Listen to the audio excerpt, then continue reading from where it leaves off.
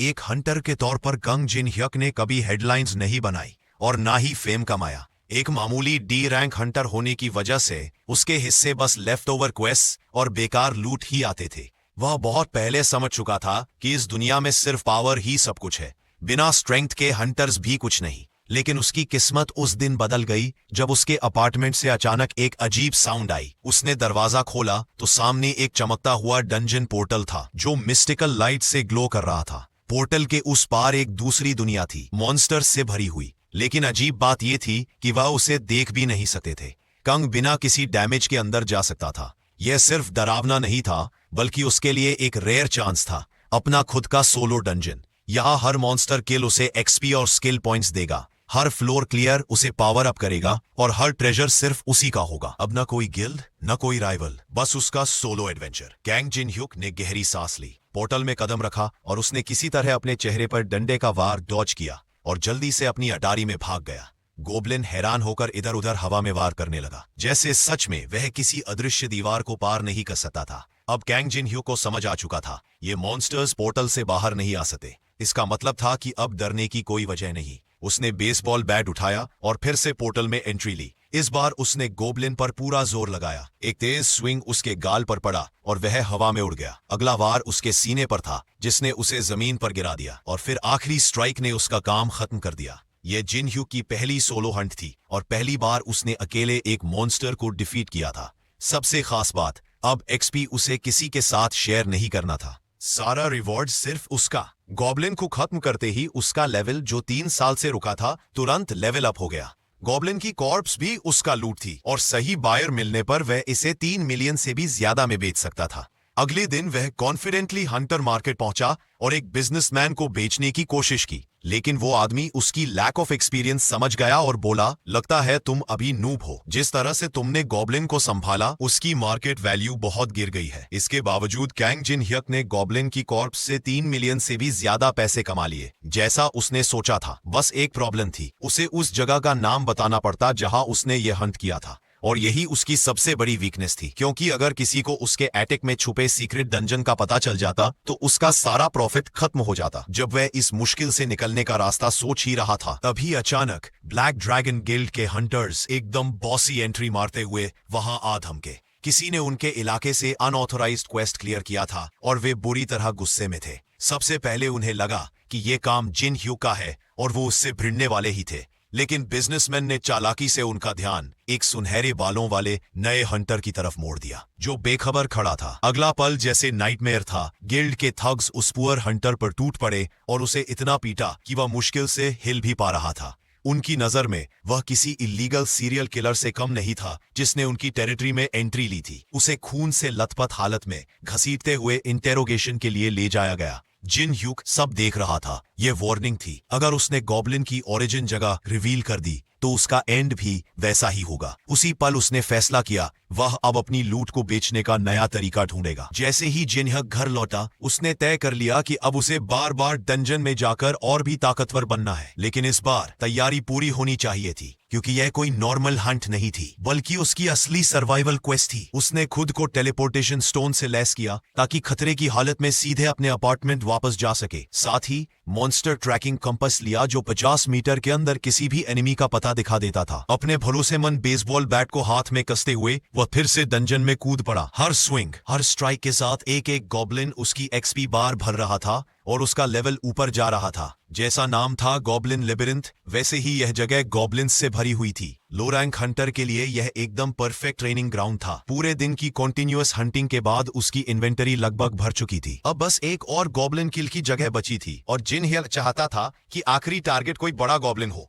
जिससे ज्यादा गोल्ड और रेयर लूट मिले। तभी कंपस ने सिग्नल दिया, एक टारगेट उसकी तरफ मूव कर रहा था। वो तुरंत कॉर्नर में छिप गया, परफेक्ट टाइमिंग का इंतजार किया और जब फुटस्टेप करीब आई तो उसने बिना देर किए अपना बैट पूरे जोर से स्विंग किया। लेकिन सामने गॉब्लिन नहीं था। जिन ह्यक ने गलती से एक छोटे कद वाले आदमी पर अपना बैट घुमा दिया और वो अजीब भाषा में चिल्लाने लगा, जिसे जिन समझ नहीं पाया। इसीलिए उसने तुरंत झुककर माफी मांगी। तभी उस आदमी ने बैग से 2 नेकलेसेस निकाले और एक जिन को पहनाया और अचानक उसकी लैंग्वेज उसे समझ आने लगी। तभी उसे 2 बातें साफ हुई। पहली यह कि वह आदमी अब भी उस पर गुस्से में था, और दूसरी यह कि वो इंसान नहीं बल्कि एक ड्वार्फ था, एक मिथिकल रेस जिसके बारे में जिन ने केवल फैंटेसी नॉवेल्स में पढ़ा था। वह लगातार जिन पर चिल्लाता रहा जबकि जिन उसके बिखरे सामान उठाने में मदद कर रहा था, और जो भी गियर उसने उठाया वह हाई क्वालिटी लग रहा था। तभी ड्वार्फ की नजर जिन के बेसबॉल बैट पर पड़ी और उसने पूछ लिया, यह कहां से आया? जिन ने सोचा, इसमें खास क्या है, क्योंकि यह तो नॉर्मल एल्यूमिनियम बैट था, लेकिन ड्वार्फ के लिए यह कोई साधारण चीज नहीं बल्कि ओरिकैल्कम वेपन थी, एक रेयर लेजेंडरी मेटल से बनी हुई, उसके लिए इतनी कीमती कि वह ट्रेड करने के लिए तैयार हो गया, और उसने जिन को रेयर आइटम्स ऑफर किए।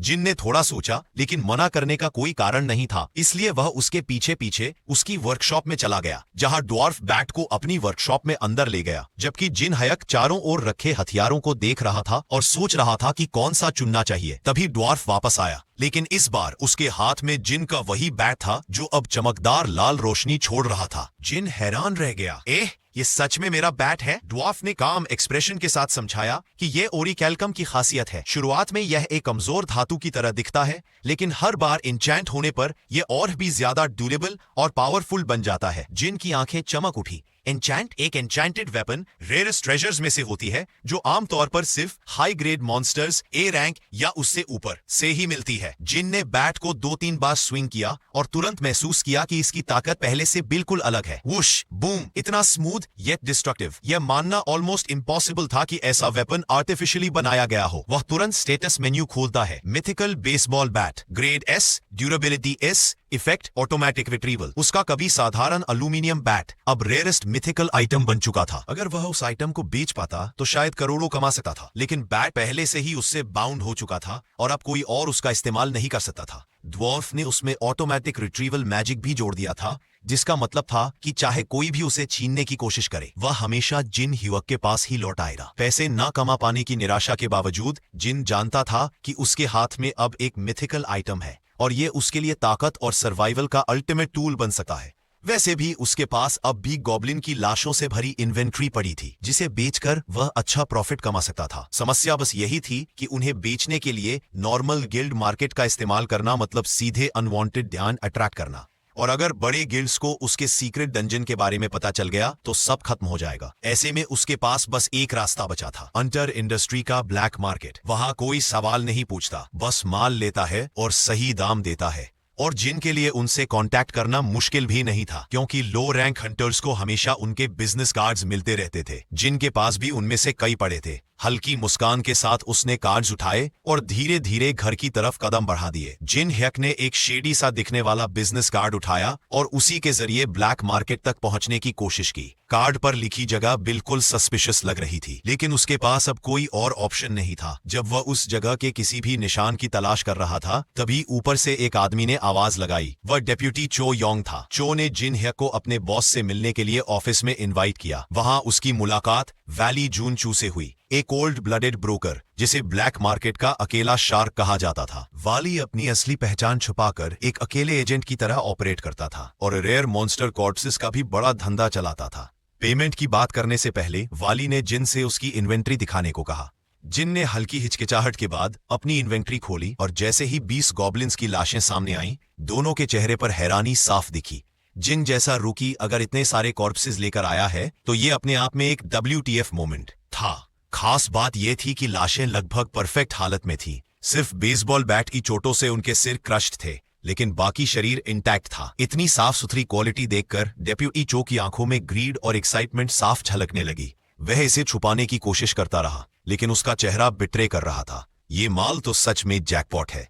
तीनों आदमी अभी कीमतों पर बार्गेनिंग कर ही रहे थे कि अचानक ब्लैक मार्केट के एक मर्चेंट घबराते हुए अंदर घुस आया। उसने चिल्लाकर कहा कि इलाके में मॉन्स्टर साइटिंग हुई है। यह एक बेहद रेयर घटना थी, क्योंकि मॉन्स्टर अक्सर ताजी कॉर्प्सेस की गंध से अट्रैक्ट होते हैं। और जिन ह्यक ने तो जमीन पर 20 गॉब्लिन कॉर्प्सेस प्रैक्टिकली एक बैंक्वेट की तरह सजा रखे थे। नतीजा यह हुआ कि आसपास लर्किंग मॉन्स्टर्स को यह सीधे सिग्नल जैसा लगा, लेकिन असली खतरा तब सामने आया जब मर्चेंट ने बताया कि अप्रोचिंग क्रीचर्स कोई साधारण मॉन्स्टर नहीं बल्कि 2 ऑर्क्स थे, ऐसे फोर्स जो जिन की करंट लीग से बहुत ऊपर थे। एटमॉस्फेयर पल भर में टेंस हो गया। चो और वली के चेहरों का रंग उड़ गया। जिन के सामने एक ही ऑप्शन था, अपनी लूट समेटे और जितनी जल्दी हो सके भाग जाए। लेकिन वह डिसीजन लेने से पहले ही पहला ऑर्क उनके सामने आ धमका। उसके लालच से भरे ब्लडशॉट आईज और हाथ में चमकती बैटल एक्स। वो साफ दिख रहा था कि रिपिंग और टेयरिंग ही उसका नेक्स्ट मूव है। और चूंकि जिन वहां अकेला हंटर था तो नेचुरली सबकी निगाहें उसी पर टिक गईं। लेकिन सच तो यह था कि उसके पास उस लेवल की स्ट्रेंथ बिल्कुल नहीं थी। ऑर्क ने क्रोध में दहाड़ लगाई और अपनी एक्स इतनी स्पीड से घुमाई कि हवा चीरती आवाज कमरे में गूंज गई।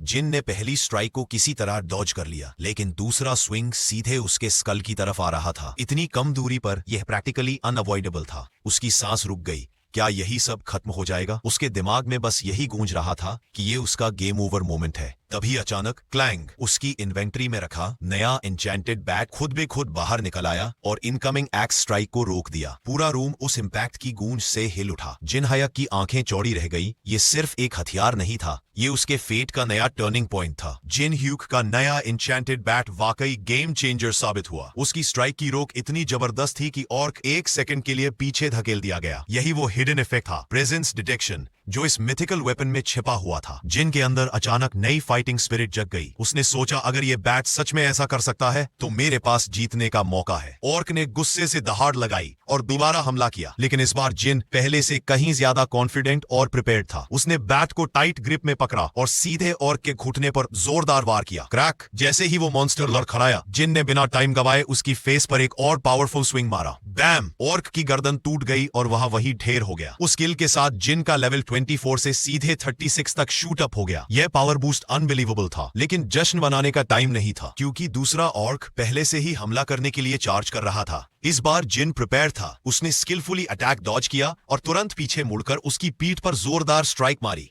इससे पहले कि ऑर्क रिकवर करता, जिन ने उसका सिर निशाना बनाकर आखिरी क्रशिंग ब्लो मारा। थर्ड! दूसरा ऑर्क भी कुछ ही सेकंड में वही गिर पड़ा। चारों तरफ साइलेंस छा गई। सबकी आंखें जिन पर टिकी थी। वो लड़का जिसने पलक झपकते ही 2 ऑर्क्स को सोलो किल कर दिया था। यह एन्चेंटेड वेपन की असली ताकत थी। जिन ह्यक ने गहरी सांस ली, अपने बैट को कंधे पर रखा और मुस्कुराते हुए बोला, अब डील जारी रखते हैं, और हाँ, इन 2 और कॉर्पसेस को भी बार गेम में शामिल करो। उस दिन जिन ह्यक अपने कंधे पर नया बोझ और दिल में अजीब सा सुकून लेकर घर लौटा। उसने ब्लैक मार्केट वालों को किसी तरह बाजार भाव से 15% ज्यादा कीमत देने पर मना लिया था, और जब उसके बैंक अकाउंट में मोटी रकम पाई तो उसे सच में ऐसा लगा मानो वो किसी ड्रीम सीक्वेंस में जी रहा हो। गॉब्लिन कॉर्पसेस का झंझट खत्म हो चुका था और अब उसकी राह साफ थी, बस हंटिंग और लेवल अप पर फोकस करना। सबसे बड़ी बात यह थी कि डीलर और उनके साथियों ने उसे धोखेबाज स्कैवेंजर नहीं, बल्कि एक हाई लेवल हंटर के रूप में पहचान लिया था, जिसने अकेले 2 ऑक्स को मिट्टी चटा दी थी। यही कारण था कि उन्होंने उसके साथ स्थायी व्यापार जारी रखने का फैसला किया, जिससे जिन को फ्यूचर में लाश बेचने की चिंता नहीं करनी पड़ेगी। लेकिन जिन जानता था कि उसकी ताकत और मिथिकल बैट के बावजूद उसके existing equipments high grade monsters के सामने टिकने लायक नहीं थे।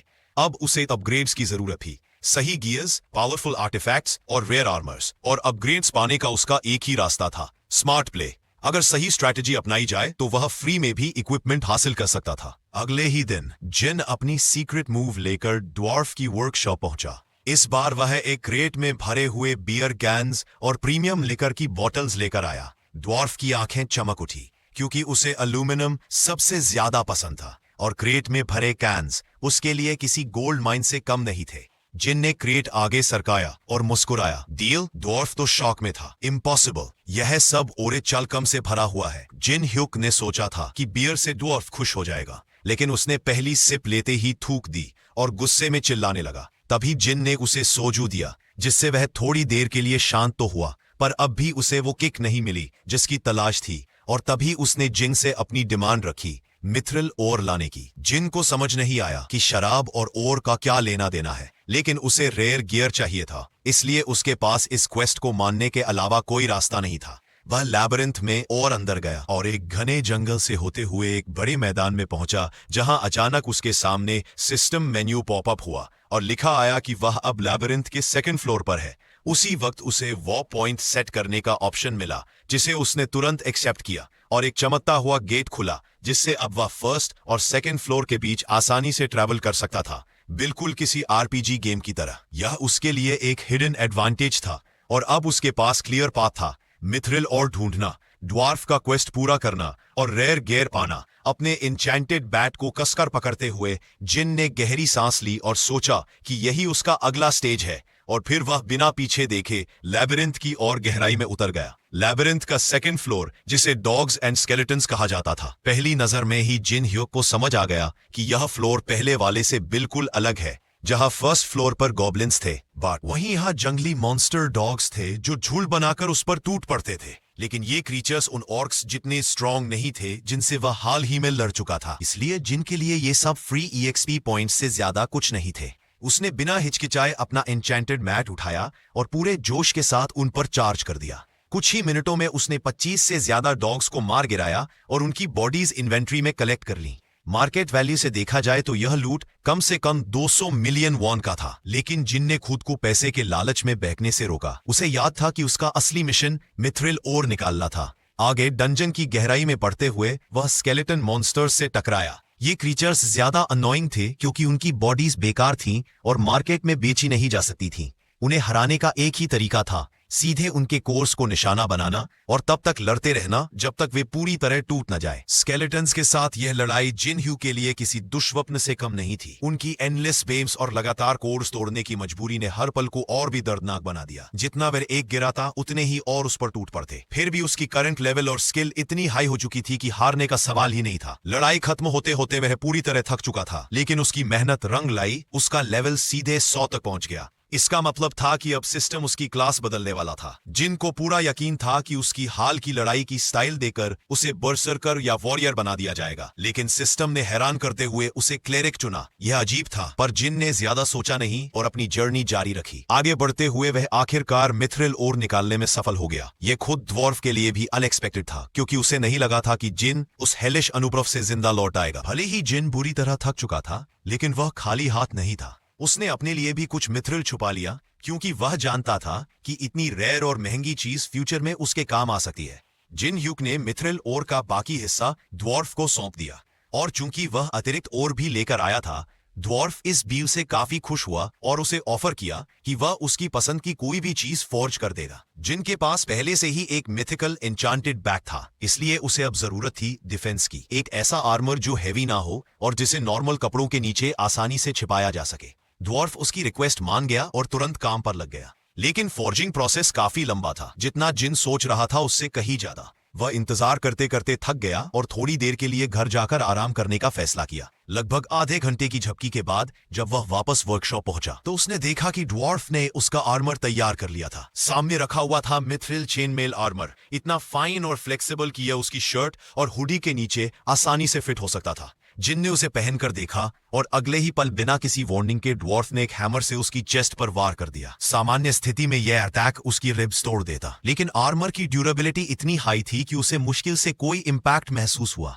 यह प्रूफ था कि आर्मर ट्रूली लेजेंडरी क्वालिटी का है। अब उसके पास एक एन्चांटेड बैट और एक मिथ्रिल चेनमेल आर्मर दोनों थे, जिससे उसकी कॉम्बैट कैपेबिलिटी कई गुना बढ़ गई थी। और इस ड्वार्फ से मिलना सचमुच फेट था, वही किस्मत जिसकी जिन ह्यूक को अपनी जिंदगी बदलने के लिए जरूरत थी। आर्मर और मिथिकल बैट देने के बाद भी ड्वार्फ यहाँ नहीं रुका। उसने जिन को एक और गिफ्ट दिया, एक विशाल बैरल जो मिथ्रिल ओर से तैयार हुआ था। ये वही सोजू से भरा था जो जिन पहले लाया था। जिन जब अपने अपार्टमेंट वापस जाकर इसे टेस्ट करता है तो दंग रह जाता है। ड्वार्फ बिल्कुल सही था, सिर्फ मिथ्रिल और बैरल में स्टोर करने से वही साधारण सोजू एक डिवाइन अद्वितीय पेय में बदल गया था। ये डिस्कवरी इतनी वंडरफुल थी कि जिन के दिमाग में तुरंत एक नया प्लान क्लिक कर गया। उसने ब्लैक मार्केट डीलर को कांटेक्ट किया और इस बार डील को और भी बड़ा और प्रॉफिटेबल बनाने का वादा किया। अब वह सिर्फ कोबाल्ट कॉर्प्सेस ही नहीं बेचने वाला था, बल्कि इस हाई क्वालिटी एन्चेंटेड सोजू को भी मार्केट में उतारने की सोच रहा था। उसी समय शहर के दूसरे हिस्से में टाइटन गिल्ड अपने नए खुले गेट्स पर ट्रेनिंग समाप्त कर रही थी। उन्हें विक्ट्री मिल जानी चाहिए थी, लेकिन अचानक एक अनएक्सपेक्टेड ट्विस्ट आया। गेट से लिजर्डमैन की एक नई और विशाल वेव निकल आई। ये क्लियर था कि ये एक अनोमली गेट है और दुश्मनों की संख्या अभी अभी डिफीटेड एनिमीज से लगभग 3 गुना ज्यादा थी। गिल्ड मेंबर्स घबराए और किसी ने सजेशन दिया कि दूसरे गिल्ड से मदद बुलानी चाहिए, लेकिन डेप्यूटी गिल्ड मास्टर एंडोएन, जो अपने प्राइड और गिल्ड की रेप्यूटेशन को सबसे ऊपर रखता था, किसी भी हालत में बाहरी मदद बुलाने को तैयार नहीं था। उसने अपने सबॉर्डिनेट्स की ओर देखा और गरजते हुए कमांड दी, कदम पीछे मत हटाना, अपनी जगह पर डटे रहो और लड़ो। जिन ह्यूक के लिए हालात इतने खराब नहीं थे। उसने अभी अभी अपनी क्लास को ऑफिशियली एक क्लेरिक के रूप में रजिस्टर कराया था और उसी के साथ वो डी रैंक से सी रैंक तक प्रमोट हो गया था। क्लेरिक हीलर्स एक रेयर क्लास मानी जाती है और यह भी सबको मालूम है कि टॉप गिल्ड्स हमेशा ऐसे लोगों को ढूंढते हैं। इसका मतलब था कि जिन अब किसी भी गिल्ड के लिए वैल्यूएबल रिक्रूट बन चुका था। तभी अचानक गिल्ड हॉल का दरवाजा जोर से खुला और एक खून से लथपथ बैडली इंजर्ड हंटर लड़खड़ाते हुए अंदर आया। उसकी आवाज कांप रही थी, क्लेरिक चाहिए तुरंत। बिना सोचे जिन ने अपना हाथ उठाया और आगे आया। वह आदमी उसे टाइटन गिल्ड की उस लोकेशन तक ले गया जहां मेंबर्स लगातार लिजर्डमैन की एंडलेस वेव्स का सामना कर रहे थे। वहां पहुंचकर जिन को पीछे की लाइन में खड़े होकर दूसरे क्लेरिक्स के साथ हील करने का काम सौंपा गया। जिनका मन फ्रंट लाइन पर लड़ने का था, लेकिन गिल्ड के एक वेटरन ने उसे रोकते हुए कहा, तुम्हें सिर्फ हील करना है, पेमेंट पूरी मिलेगी। जिन ने आदेश मान लिया और हीलिंग शुरू कर दी। उसकी प्रेजेंस ने तुरंत घायल वॉरियर्स को स्ट्रेंथ दी और गिल्ड मेंबर्स को फिर से लड़ाई में टिके रहने की हिम्मत मिली। पर समस्या यह थी कि लिजर्डमैन की भीड़ बहुत ज्यादा थी। वेव्स लगातार बढ़ रही थी और क्लेरिक्स पर प्रेशर भी भारी होता जा रहा था। तभी एक क्लेरिक घबराकर बोला, अगर हमने ऑक्सिलरी गिल्ड को नहीं बुलाया तो हम सब यहीं खत्म हो जाएंगे। जैसे ही जिन ह्यूक आगे क्या करना है इस बारे में सोच रहा था, उसे पीछे से एक हॉस्टाइल प्रेजेंस महसूस हुई। उसका इंचेंटेड बैट अभी अभी उसे एक लिजर्डमैन के घातक अटैक से बचा चुका था। यह मॉन्स्टर समहाउ सभी फ्रंटलाइन हंटर्स को पीछे छोड़कर सीधे हीलर्स की लाइन तक पहुंच गया था। इसका मतलब था कि गिल्ड की प्रोटेक्टिव लास्ट लाइन टूट चुकी थी। पीछे केवल क्लेरिक्स ही थे और अगर ये लिजर्डमैन उन्हें पार कर जाते तो गिल्ड मेंबर्स एक पल में वाइप्ड आउट हो जाते। कोई विकल्प न होने के कारण जिन ह्यूक ने अपना बैट कसकर पकड़ लिया और उसी मॉन्स्टर पर वार किया जिसने उस पर हमला किया था। एक ही पावरफुल स्ट्राइक ने उसे हवा में उड़ा दिया। उसने बाकी क्लेरिक्स को चेतावनी दी, वायलेशन हुआ है, मैं अकेला ही इसे रोक सकता हूं। मॉन्स्टर अपनी हाईटेक मोबिलिटी की वजह से इतनी तेजी से पीछे तक पहुंच गया था कि अब वह क्लेरिक्स पर घात लगाने की कोशिश कर रहा था। जिन ह्यूक ने काम लेकिन फर्म वॉइस में कहा, तुम लोग अभी हीलिंग पर फोकस करो, बाकी मुझे हैंडल करना होगा। यह आसान नहीं था, लेकिन वही अकेला था जो उन्हें बचा सकता था। बाकी क्लेरिक्स थोड़े नर्वस थे। उन्हें लगता था कि जिन भी सिर्फ एक नॉर्मल हीलर है। दूसरी ओर जिन ह्यूक सीधे उनके सामने दौड़ता है और बाकी क्लेरिक्स को कहता है कि वे अपनी चिंता न करें। भले ही उसके शब्द आत्मविश्वासी लगते थे, अंदर वह खुद थोड़ा नर्वस था। फिर भी उसने अपने आप को स्टेबलाइज किया और फ्रंट लाइन में फ्रेंच मॉन्स्टर्स के खिलाफ अपनी जगह बनाए रखी। एक मॉन्स्टर उसकी थोड़ी सी लैप्स का फायदा उठाकर आगे बढ़ा और सीधे एक क्लेरिक की ओर घुसा। जिन ह्यूक तुरंत उसके पीछे कूदता है और परफेक्ट टाइमिंग से क्लेरिक पर हमला होने से उसे बचाता है। इस तेजी से किए गए रिएक्शन से वह थोड़े समय के लिए वल्नरेबल होता है, लेकिन उसके ड्वार्फ क्राफ्टेड चेन आर्मर की वजह से हार्डली कोई डैमेज होता है। मॉन्स्टर हैरान रह जाता है कि उनका अटैक फेल हुआ और जिन ह्यूक तुरंत पलटवार करते हुए बैट से उसके चेहरे पर वार करता है। किसी तरह वह अकेले ही उन्हें रोकने में सफल रहता है। उसकी बदौलत बाकी क्लेरिक्स बिना किसी घबराहट के हीलिंग पर ध्यान केंद्रित कर सकते थे और यही सिर्फ उनकी मदद का एक छोटा हिस्सा था। जैसे ही एक नया योद्धा लड़ाई में प्रवेश करता है, उसकी प्रेजेंस ने पूरी बैटल को उनके फेवर में बदल दिया था। लिजर्ड मैन तुरंत रुक जाते हैं। अचानक एक मैसिव प्रेजेंस आ जाती है और एक ही वार में एक मॉन्स्टर को ध्वस्त कर देती है। यह नया आगमन सैंगो, टाइटन गिल्ड का गिल्ड मास्टर था। उसने जिन ह्यूक को पहचान लिया और पूछा कि क्या वही था जिसने पूरे एरिया के मॉन्स्टर्स को खत्म किया। सी रैंक हंटर जिन ह्यूक थोड़ी कंफ्यूज था, लेकिन हाँ वही था। क्लेरिक्स हैरान थे कि जिन ह्यूक जैसे पावरफुल हंटर को सैंगो नहीं जानता। उसकी मौजूदगी ने लड़ाई का माहौल तुरंत बदल दिया, जैसे कि अब अंत निकट था। बिना समय गवाए सैंगो अपने सबॉर्डिनेट्स के पास दौड़ता है और लड़ाई में उनके कोऑर्डिनेशन को संभालता है। साथ ही जिन ह्यूक को बाद में प्रॉपर रिवॉर्ड देने का वादा करता है। बस एक नजर में ही यह साफ था कि सैंगो और अन्य एस रैंक हंटर्स अपनी अलग ही लीग में हैं। उनकी प्रेजेंस ही बैटलफील्ड में एक अल्टीमेट थ्रेट का एहसास दिलाती है। उसके आते ही बाकी गिल्ड मेंबर्स में कॉन्फिडेंस का सर्ज हुआ, सिवाय एंडोइन के जो अपनी प्राइड के चलते इसे स्वीकार नहीं कर पा रहा था। सैंगो तुरंत सिचुएशन का चार्ज लेता है, लड़ते हुए हंटर्स को आदेश देता है और अपनी टैक्टिकल कमांड से पूरे एरिया में नियंत्रण स्थापित कर लेता है। बिना किसी डिले के जमीन पर सैंगो ने एक पावरफुल अटैक किया, जिससे एक मैसिव शॉकवेव फैल गई और सभी लिजर्ड मैन हवा में उछल गए। उसका एक ही वार कई मॉन्स्टर्स को एक ही झटके में बाहर निकालने के लिए पर्याप्त था। कुछ ही मिनटों में सैंगो की मदद से सारे मॉन्स्टर्स को आसानी से हटाया गया। अब जब वह निश्चित था कि अपने गिल्ड के मेंबर्स सुरक्षित हैं, उसने एंडोएन को उसकी जैकेट से पकड़कर डांटने की ठानी। उसे समझाना था कि मॉन्स्टर का अकेले सामना करके अपनी और सबॉर्डिनेट्स की जिंदगी खतरे में डालने का क्या मतलब था। एंडोएन दावा करता है कि वह सिर्फ गिल्ड की प्रतिष्ठा बचाना चाहता था, लेकिन सैंगो जानता था कि सच में वह अपनी प्राइड की रक्षा करना चाहता है। दोनों की नजरों में एक छोटी सी लड़ाई होती है, लेकिन गिल्ड के किसी मेंबर की टाइमली रिमाइंडर से सैंगो शांत हो जाता है और उन क्लेरिक्स को सम्मान देता है जिन्होंने ऑन द स्पॉट मदद की। वह पर्सनली जिन ह्यूक के पास जाकर धन्यवाद कहता है, खासकर इसलिए कि उसने मेन रीजन में कई लोगों की जान बचाई। ग्रेटिट्यूड के रूप में वह उसे बिना रजिस्ट्रेशन प्रोसेस के सीधे गिल्ड में एंटर करने की परमिशन भी देता है। यह एंडोइन को बिल्कुल पसंद नहीं आता और वह जल्दी से आता है और जिन ह्यूक को सिर्फ एक ऑर्डिनरी डी रैंक हंटर बताकर नीचा दिखाने की कोशिश करता है, जिसे सिर्फ किस्मत का साथ मिला। वहीं जिन ह्यूक ने स्थिति को संभाला। दूसरी ओर सैंगो ने बिना कोई हिचकिचाहट एंडोइन को याद दिलाया कि इस ऑर्डिनरी ईस्ट डी रैंक ने कितनी जानें बचाईं जो उसकी जिद न होती तो खो जाती। इसके बाद उसने एंडोइन को जिन ह्यूक से माफी मांगने के लिए मजबूर किया, जो पहले ही गिल्ड मास्टर की प्रतिष्ठा के लिए बड़ा झटका था। इतना होने के बावजूद जिन ह्यूक रिस्पेक्टफुली ऑफर को डिक्लाइन कर देता है। वह किसी ऐसे गिल्ड का हिस्सा नहीं बनना चाहता जहां एंडोइन जैसे लोग किसी भी तरह के अधिकार रखते हों। यह आखिरी तिनका था। एंडोइन ने गुस्से में बड़ा मुक्का मारा, लेकिन जिन ह्यूक के डिफेंसिव स्ट्राइक ने उसे वहीं रोक दिया और इतना पावरफुल था कि एंडोइन तुरंत बेहोश हो गया। यह घटना इतनी रिमार्केबल थी कि अगले दिन इसे समाचारों में प्रकाशित किया गया। टाइटन गिल्ड के हाई रैंकिंग ऑफिशियल्स एंडोइन के साथ हुई इस पब्लिक ह्यूमिलिएशन को सहन नहीं कर सके। उसे एक ऑर्डिनरी सी रैंक हंटर के सामने शर्मिंदा होना पड़ा और सभी गिल्ड राइट्स से हटा दिया गया।